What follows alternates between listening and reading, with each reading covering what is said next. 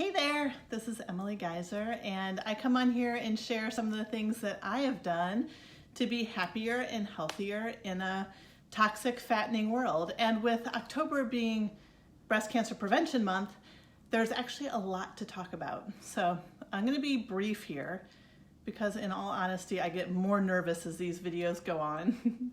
so I don't have to subject you to like a panic attack at the end. I'm going to give you some of the top ways that we can help advance our breast cancer prevention. Here's the thing. It was 40 years ago that 1 in 20 women were diagnosed with breast cancer, but today it's 1 in 8. Breast cancer is clearly on the rise, and there are areas that we can influence, and that's really what I want to talk about today, are the areas that we can influence, because we know that 15% of, or as much as 15% of breast cancer cases are genetic. But it's the other 85% that I have a lot of concern about, and that I think there is a lot that we can talk about and we can make improvements in.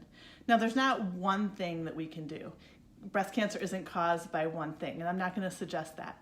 But what I am suggesting is that when we add in harmful chemicals and carcinogens into the mix of our lifestyle and our diet and our genes, that's where it all mixes together. So let's influence the parts that we can. Today I want to talk about some of those carcinogens that are in our lifestyle. And often we look around and they're not something that you can see. So today I want to talk about the whole house, and then I'm going to break it down into your kitchen and your bathroom as well. And these are just the top areas. This conversation could be long, but I'm going to keep it short, like I said earlier. So in the whole house, what I think about is indoor air pollution. Actually, they've shown that the air inside our homes tends to be highly polluted, even more polluted than the outside air of big cities like LA. So let's look at some of the things that contribute to indoor air pollution. Plants. So having plants around, they're a natural air purifier. So I would suggest that you fill your home with plants, and you can do research because certain plants have some of the purifying effects more than others. Another thing to do is to take your shoes off when you come into the house. I've talked about this quite a lot, and I know it's a hard habit to start, but when you're walking outside in your shoes are collecting so many chemicals, pesticides, herbicides from what you've put on your lawn, what your neighbors have put on their lawn, what's running off, things that are dripping off of cars. The bottoms of your shoes are filthy, and most of what's on your shoes comes off on your floors.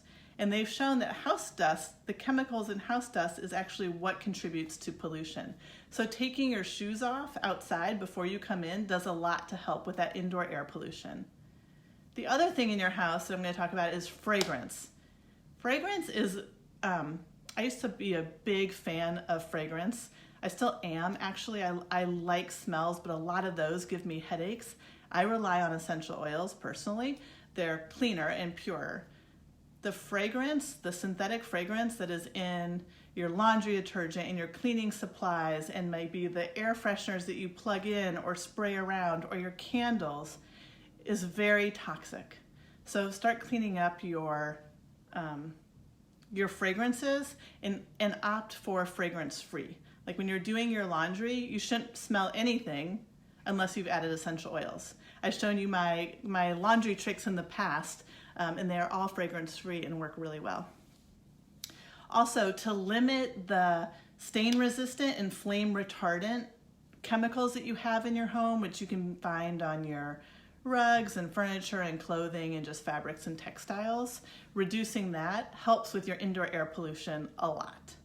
Now let's drill down. Like I said, there's so much to talk about here, but let's drill down and really look at the kitchen, because in the kitchen are other things that are specific to the kitchen, like plastics. So ditching plastics, start with 1, 3, 6, and 7. No BPA, no BPA free. BPA free is really just BPS, BPF. It's actually more toxic than BPA. Really skip plastic altogether, but please, please do not store your food in plastic, and do not heat your food in plastic. Big no-no. Just stop doing that. You can use stainless steel, and glass for those things. Food dye is another thing in the kitchen. Food dye is linked to cancer, and actually red number 30 to breast cancer specifically. Skip the nonstick pans. I know they're super convenient, but it is not worth it. Opt for safer cooking solutions. You want to go for stoneware, again, glass, stainless steel. Cast iron is my very favorite. There are herbicides and pesticides on lots of our foods unless you're consciously choosing organic. And these herbicides and pesticides, many of them have been found to increase breast cell production and also cause mammary cancer in mammals. Mammary cancer in rats. So there's a way to limit that without going all organic. I understand going all organic is cost prohibitive to a lot of people. It may be inconvenient. Whatever your reasons are, look, there's a great resource called the Dirty Dozen list, and what it does is it tells you the dirtiest, according to pesticides and herbicides on it, the 12 dirtiest produce items. And for me personally, I carry that list around on my phone when I'm at the grocery store. If I need one of those items or I want one of those items, I only buy them in organic. Grapes is one. Tomatoes is another. So that just gives you a little bit of how you steer so you can avoid the worst. And there have been studies shown that when people take that out of their diet for 5 days, their pesticide levels inside of them drop by 90%. I mean, those things you can move through you quickly. So by taking those out, you're really reducing the toxin load in your body. And then the last thing I'm going to say for the kitchen is clean water is a really big deal and is harder and harder to find. Use a solid carbon black drinking filter. I've mentioned in the past that we use a Berkey water filter that I really love. That's what I recommend. But a solid black carbon filter will help clean your water out. So those are some top things to do in the kitchen. Last, I'm going to look at the bathroom, and then throughout this month, I'll share a lot of other tips and kind of break this down so it's so that you can apply it. But these are meant to be some really simple solutions that you can just implement immediately. You can take them today and run with them.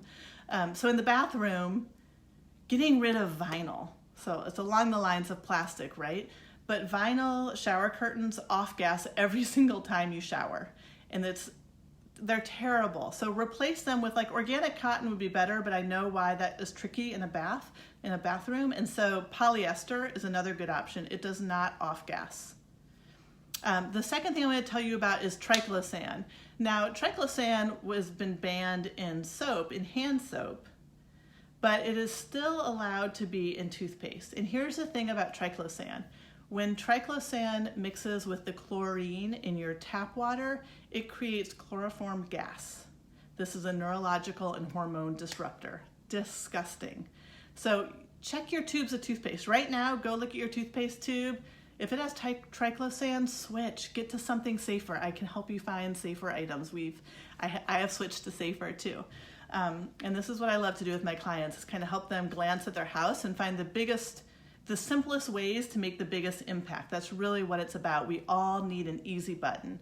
And that brings me to personal care products.